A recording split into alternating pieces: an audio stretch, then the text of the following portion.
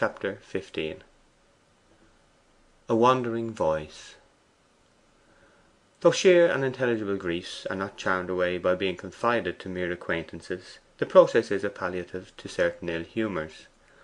Among these, perplexed vexation is one, a species of trouble which, like a stream, gets shallower by the simple operation of widening it in any quarter. On the evening of the day succeeding that of the meeting in the park, Elfride and Mrs. Swancourt were engaged in conversation in the dressing room of the latter. Such a treatment of such a case was in course of adoption here. Elfride had just before received an affectionate letter from Stephen Smith in Bombay, which had been forwarded to her from Endelstow. But since this is not the case referred to, it is not worth while to pry further into the contents of the letter than to discover that, with rash though pardonable confidence in coming times, he addressed her in high spirits as his darling future wife. Probably there cannot be instanced a briefer and surer rule of thumb test of a man's temperament, sanguine or cautious, than this. Did he, or does he, antedate the word wife in corresponding with a sweetheart he honestly loves? She had taken this epistle to her own room, read a little of it, then saved the rest for to morrow, not wishing to be so extravagant as to consume the pleasure all at once.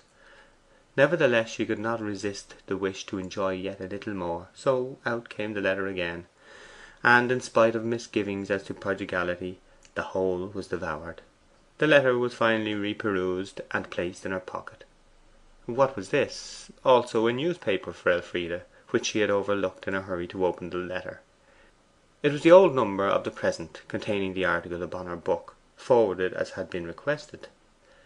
Elfride had hastily read through it, shrunk perceptibly smaller, and then gone with the paper in her hand to Mrs. Swancourt's dressing room, to lighten or at least modify her vexation by a discriminating estimate from her stepmother. She was now looking disconsolately out of the window. 'Never mind, my child,' said Mrs. Swancourt, after a careful perusal of the matter indicated. 'I don't see that the review is such a terrible one after all. Besides, everybody has forgotten about it by this time. I'm sure the opening is good enough for any book ever written. Just listen, it sounds better read aloud than when you pore over it silently. "The Court of Kellion Castle, a Romance of the Middle Ages, by Ernest Field." In the belief that we were for a while escaping the monotonous repetition of wearisome details in modern social scenery, analyses of uninteresting character, or the unnatural unfoldings of a sensation plot, we took this volume into our hands with a feeling of pleasure. We were disposed to beguile ourselves with the fancy that some new change might possibly be rung upon Don John Keeps, chain and plate armour, deeply scarred cheeks, tender maidens disguised as pages, to which we had not listened long ago.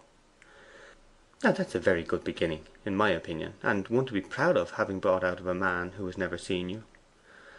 'Ah, yes,' murmured Elfride woefully. 'But then, see further on.' 'Well, the next bit is rather unkind, I must own,' said Mrs. Swancourt, and read on. 'Instead of this, we found ourselves in the hands of some young lady, hardly arrived at years of discretion, to judge by the silly device it has been thought worth while to adopt on the title page, with the idea of disguising her sex.' 'I am not silly,' said Elfride indignantly. 'He might have called me anything but that.' 'You are not, indeed. Well, hands of a young lady, whose chapters are simply devoted to impossible tournaments, towers, and escapades, which read like flat copies of the scene of the stories of Mr. G.P.R. James and the most unreal portions of Ivanhoe. The bait is so palpably artificial that the most credulous gudgeon turns away. Now, my dear, I don't see over much to complain of in that. It proves that you are clever enough to make him think of Sir Walter Scott, which is a great deal.' 'Oh yes, though I cannot romance myself, I am able to remind him of those who can.'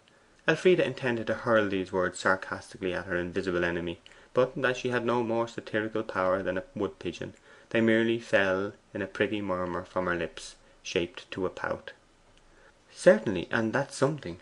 Your book is good enough to be bad in an ordinary literary manner, and doesn't stand by itself in a melancholy position altogether worse than assailable.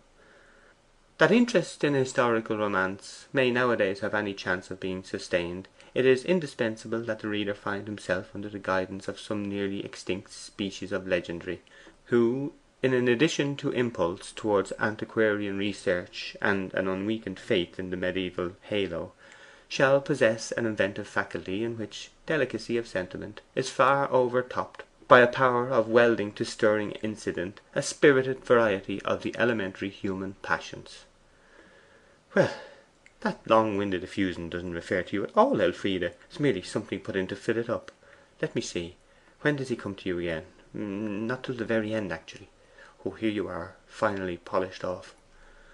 But to return to the little work we have just used as a text for this article. We are far from altogether disparaging the author's powers. She has a certain versatility that enables her to use with effect a style of narration peculiar to herself, which may be called a murmuring of delicate emotional trifles, the particular gift of those to whom the social sympathies of a peaceful time are as daily food. Hence, where matters of domestic experience, and the natural touches which make people real, can be introduced without anachronisms too striking, she is occasionally felicitous; and upon the whole we feel justified in saying that the book will bear looking into for the sake of those portions which have nothing whatsoever to do with the story. Well, I suppose it's intended for satire, but don't think anything more of it now, my dear. It is 7 o'clock, and Mrs. Swancourt rang for her maid. Attack is more piquant than concord. Stephen's letter was concerning nothing but oneness with her.